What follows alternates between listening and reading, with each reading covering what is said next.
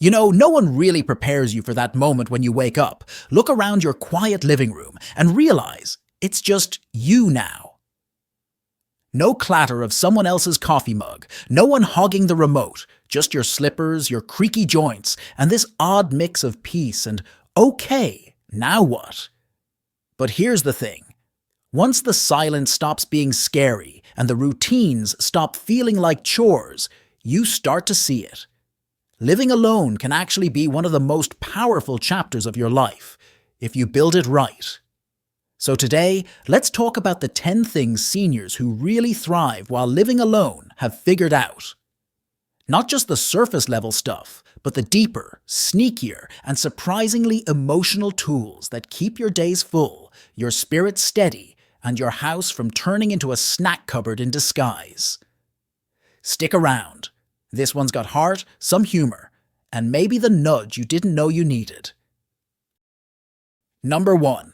A clear, purposeful weekly structure, not a loose routine. Let's be honest, waking up and thinking, well, let's see how today goes, sounds freeing at first. But over time, that kind of open-endedness quietly drains your drive. Days blend together, your sense of direction fades, and even basic decisions like, should I go out today, start feeling heavy. A purposeful weekly structure is different. It's not about being busy for the sake of it. It's about having something to look forward to, something that anchors each day with quiet meaning. Seniors who thrive alone often say that giving each day its own personality helps them stay emotionally balanced. Mondays might be their errand and groceries day.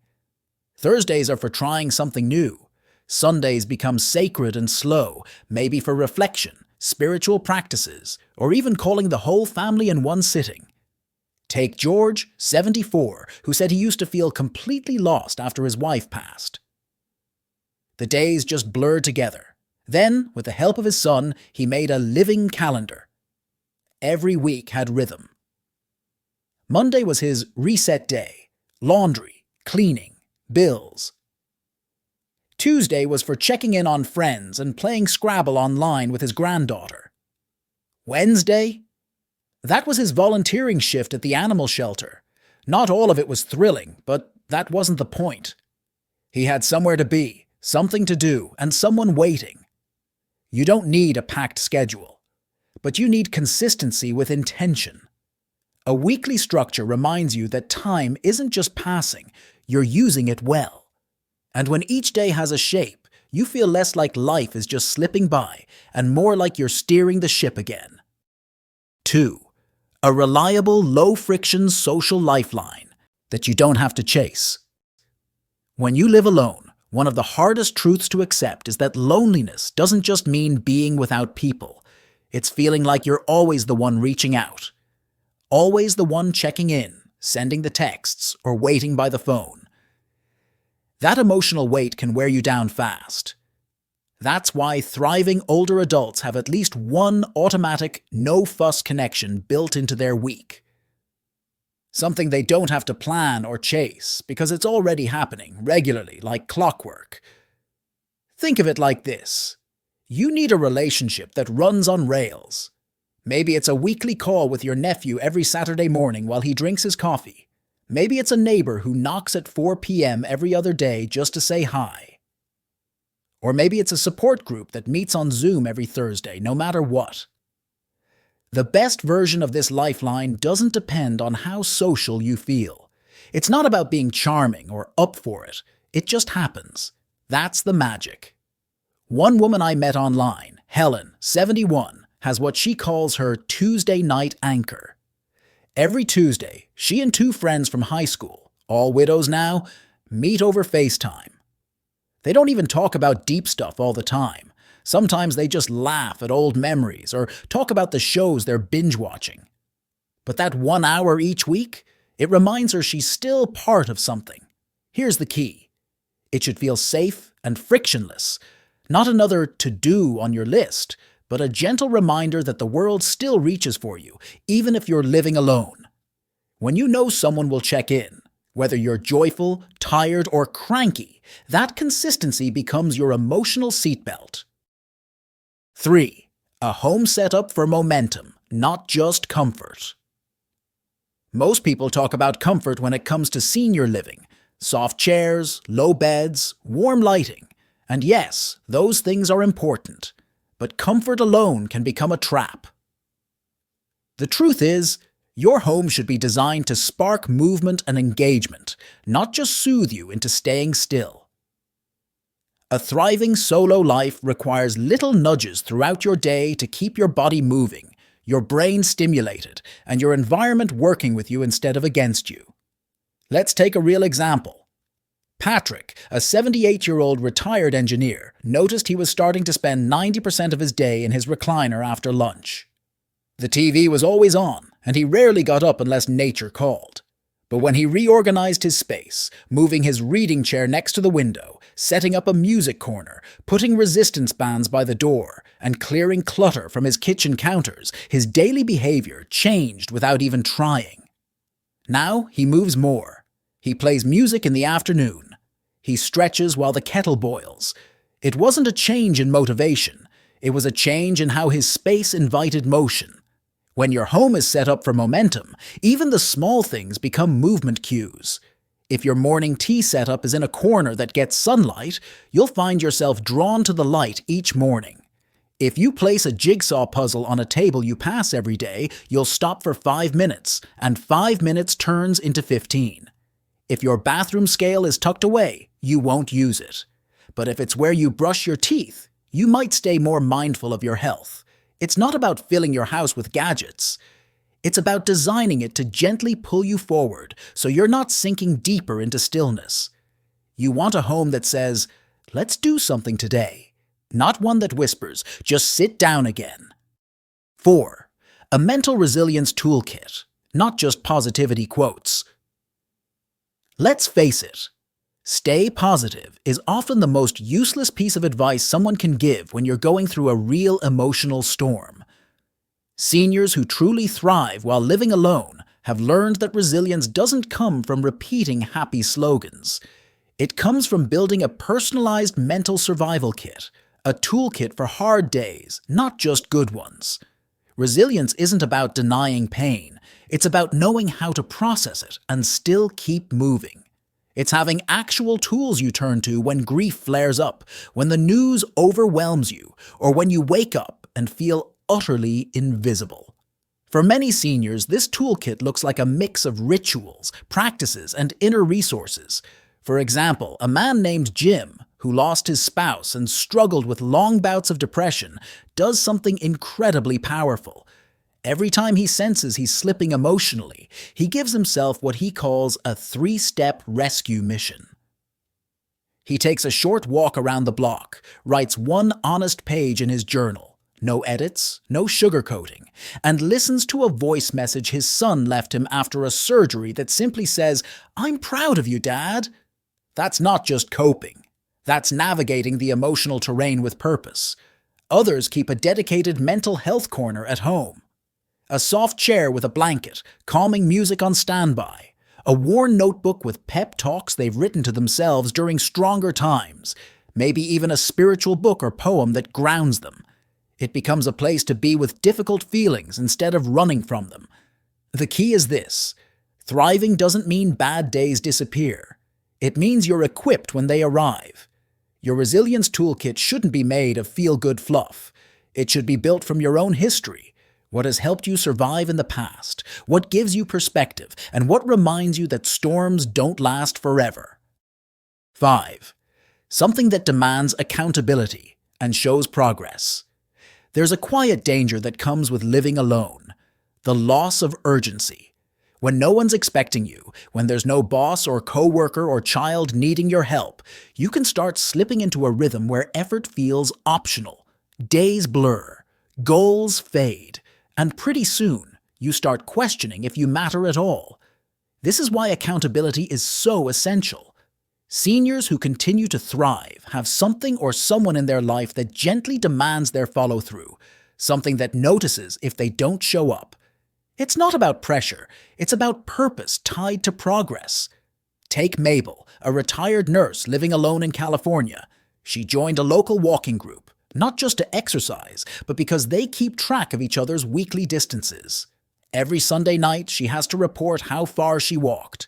She told me, "It's not about impressing anyone. It's about not disappearing from my own life." That sense of being counted on gave her a reason to get up and out on days she would have stayed curled under the covers. Another example is Tom, who started digitizing his late wife's old photo albums and sharing one image a week with their adult kids and grandkids. Now, every Friday, they text him asking, "What's this week's memory?" He has a deadline, a purpose, and a sense that his role in the family legacy still matters. Progress doesn't have to be flashy. It just has to be visible and trackable, even in small ways. A puzzle that fills in piece by piece. A language app that tells you you've completed 50 days in a row. A blog post you publish once a month. Even something as simple as checking a box on a habit tracker on your fridge.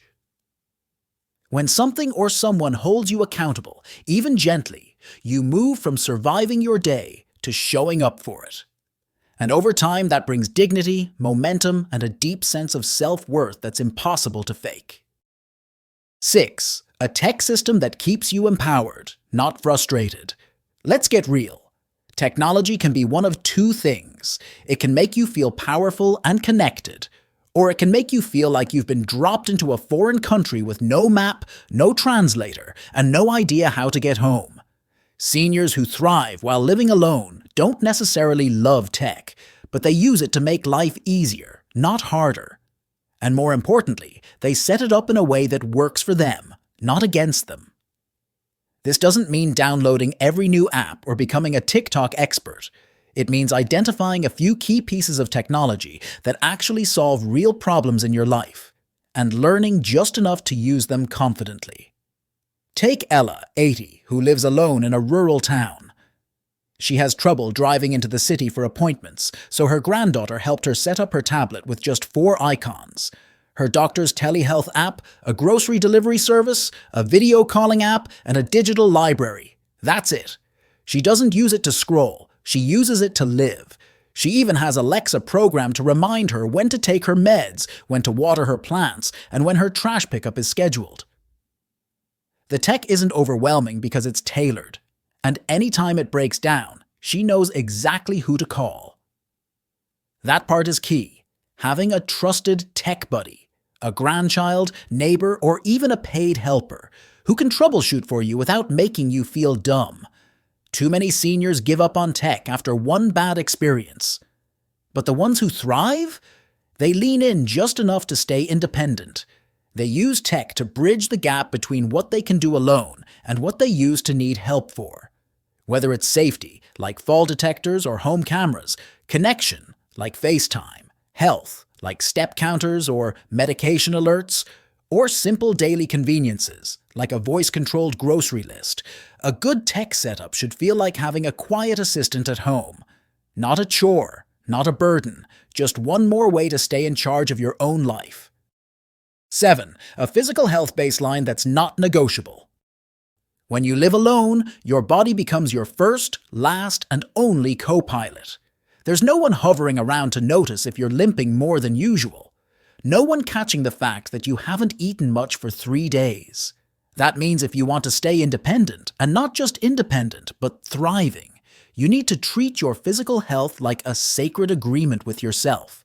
This doesn't mean chasing perfection or obsessing over every little ache. It means identifying a baseline of care, certain habits, behaviors, and check-ins that you never let slide, no matter how lazy, tired, or unmotivated you feel. Take Dolores, a 77-year-old who lives alone in Arizona. She keeps a big handwritten calendar on her kitchen wall with just 3 things she must track every day. How many steps she took, how much water she drank, and what she ate. She doesn't need a smartwatch or fancy app. She just needs that visual reminder to pay attention to her body. What thriving seniors understand is that prevention is the real superpower. They don't wait until the pain is unbearable to stretch. They don't skip checkups just because they feel okay. And they certainly don't let days go by eating toast and tea on autopilot. They have a non-negotiable agreement with themselves. to move every day, to eat foods that fuel instead of deplete, and to sleep like their life depends on it. Because it does. When your body feels strong, everything else, mood, motivation, even memory, starts to align. You don't need to train for a marathon. You just need to protect the vessel you live in, every single day. 8. Access to micro-adventures and spontaneous joy. Let's not sugarcoat it. Routine is safe, but it can also become a slow, sneaky trap. When you live alone, it's easy to do the same thing, in the same order, in the same place, until your brain feels like it's stuck in a loop. That's why seniors who thrive intentionally make room for spontaneity, curiosity, and small adventures, what some call micro-adventures. These aren't grand vacations or bucket list events. They're tiny jolts of novelty that say to your spirit, "Hey, we're still alive in here."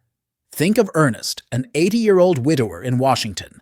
Every Thursday, he hops on a random bus without a destination in mind. He rides until he sees something interesting, a farmer's market, a bookstore, a food truck, and hops off to explore. He calls them his Little Thursdays, and he says they've done more for his mental health than any therapist ever could. Or Rosemarie, who once told me that she randomly bakes something she's never tried before every other weekend. Her last project? Tahini lemon cookies. "Disgusting," she laughed, but I felt like Julia Child for an hour. The key is that these experiences break the pattern. They jolt you out of autopilot. They remind you that life still holds surprises, even if it's just a street you've never walked down or a flavor you've never tasted. And you know what? Spontaneous joy also keeps your brain young. Every new sound, sight, or challenge lights up fresh parts of your mind that routine leaves untouched. So, yes, take the long way home. Say yes to the invitation you'd usually pass up. Do the thing that sounds a little weird. That's where the spark lives. 9. A strong why that's bigger than you. When you're living alone, you don't always have someone reminding you that you matter. That's why the most fulfilled seniors don't just live for themselves. They live for something bigger, a cause, a legacy, a mission, a promise. Because here's the hard truth.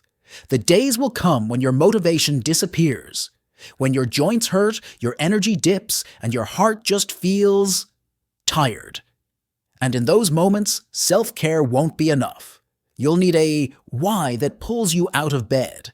It could be the responsibility to pass on family stories to the next generation, or the desire to leave the world a little kinder than you found it.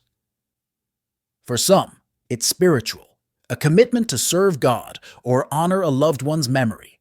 For others, it's deeply personal, like keeping a promise made to a spouse who's no longer here. Like Mr. Otis, an 84-year-old retired math teacher who tutors struggling kids in his neighborhood twice a week. He said, "It's not about the algebra. It's that they believe someone still shows up for them. That's his why. That's what fuels him." Or Lillian, who writes one handwritten letter a month to a young woman in prison she met through a pen pal program.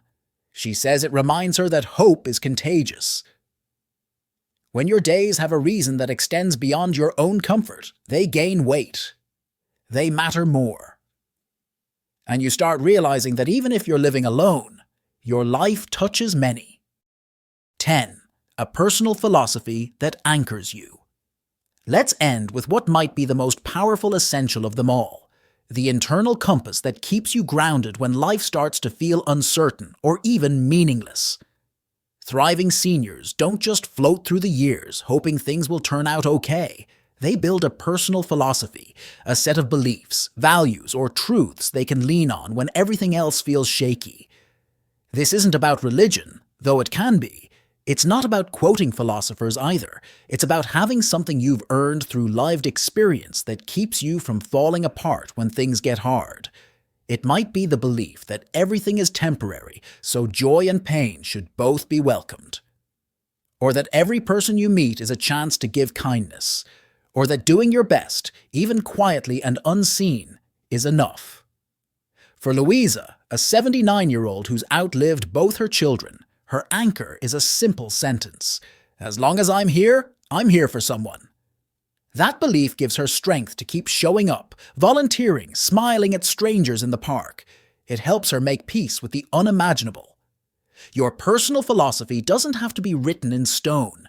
It can change, evolve, stretch. But you need one. Because when you're staring out the window on a grey day, wondering what any of it means, that small truth will whisper back to you. Here's why you still matter. Look, living alone after a certain age isn't just about rearranging furniture or finally eating cookies in bed without judgment, though that's a solid perk. It's about realizing that this chapter, it isn't a leftover. It's not the afterthought to the life you used to live. It's yours. And the seniors who thrive in it aren't necessarily wealthier, stronger, or luckier than anyone else. They've just made small, powerful choices to stay curious, to keep connecting, to keep showing up for their own life, even when no one's watching. So whether you're just stepping into this phase or you've been doing it for years, I hope something in here reminded you that you're not done. Not even close. And hey, if this spoke to you, go ahead and hit that like button, subscribe for more, and share this with someone else who might need a little spark. You never know. This video might be the very thing that helps someone else start building their life again, one beautiful, stubborn day at a time. See you in the next one.